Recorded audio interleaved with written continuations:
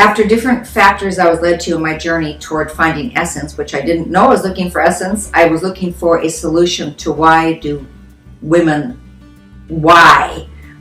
can we not find our style? Why can't we find out? Because when people ask me about their style, and I thought, I don't know anything about style. This was when I was much younger. It's been that way my whole life, and I thought, what is it that I know, but what do I know? I don't know anything. And, and even today, people that are stylists or people that dress people, this type of thing, it's just their personal opinion. But Einstein was my idol. He was a little small child. And Tesla, which tells you a little bit about me. But I just was looking for a solution for a new world, for lack of a better way to say this, that could have us all be beautiful. And with this color thing, I got led to a woman named Suzanne Cahill. And she is the one that actually created the 4-season color theory. And probably many of you have heard about the book Color Be Beautiful. It came out in the 70s, I believe it was. I'm not sure about the dates here. But she didn't create that theory. Carol Jackson did not. It was Suzanne Cahill, and Carol Jackson had gone to a class of Suzanne's. So she saw the ramifications of this thing that Suzanne had discovered or created, or whatever you might call it. So, and that aside, it's just that Suzanne was, oh my gosh, she was the guru of color. I can't think of anyone who, she was just incredible. Now, other people might be gurus of color, but she, I would still say, is the one that understood there was something way beyond. And she put people in these 4 categories that like called the seasons, so to say. Spring, summer, autumn, winter. That's what she called them. And other theories have popped up around the same thing. They call them a little bit different or whatever. All kinds of businesses started over this. Oh my gosh, it was really quite a thing. But Suzanne actually created that in the 40s. From my understanding, what Suzanne told me, it was way back. And she had had a vision in a garden, and I'll get into that. But the point is, this was her life work. And I was led to that, and it was a very, very expensive thing that I did. And I said, well, I'm not interested in color. And my friend said, but you need to go. So I did, because I really trusted her, and she really is a very prominent color person to this day.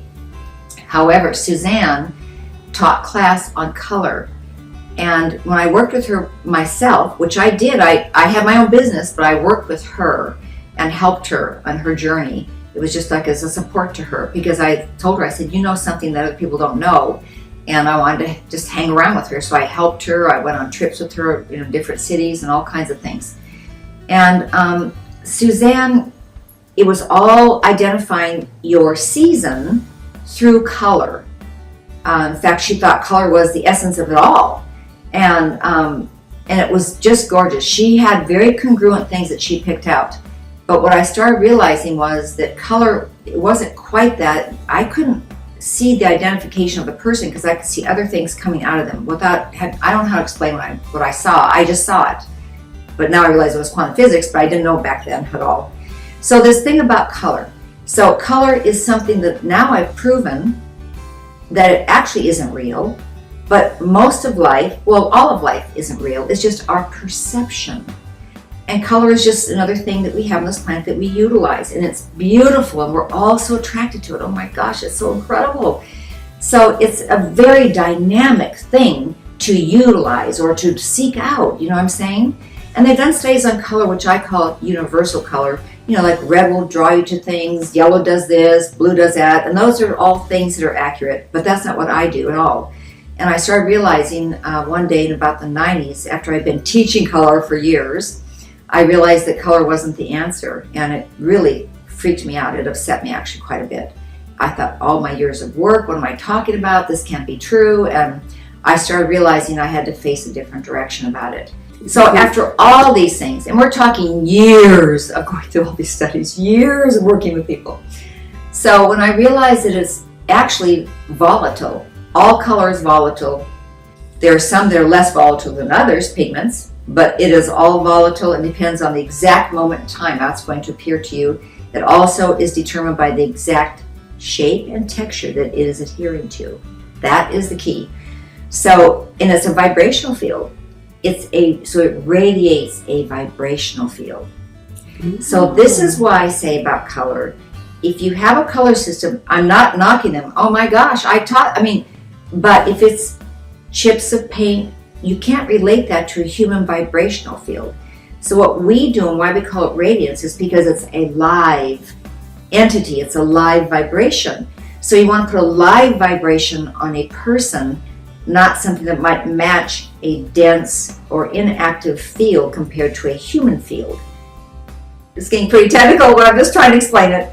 So essentially, we had to identify a different way. And I worked on this and worked on this and worked on this. And several people, even when I got my patent, it's no secret, but even the patent attorney said, he says, interesting, because no one will ever figure out what you're actually, they'll assume certain things. I said, yeah, he said they'll never figure it out. Even if when it expires, it makes no difference. I thought, well, that's interesting.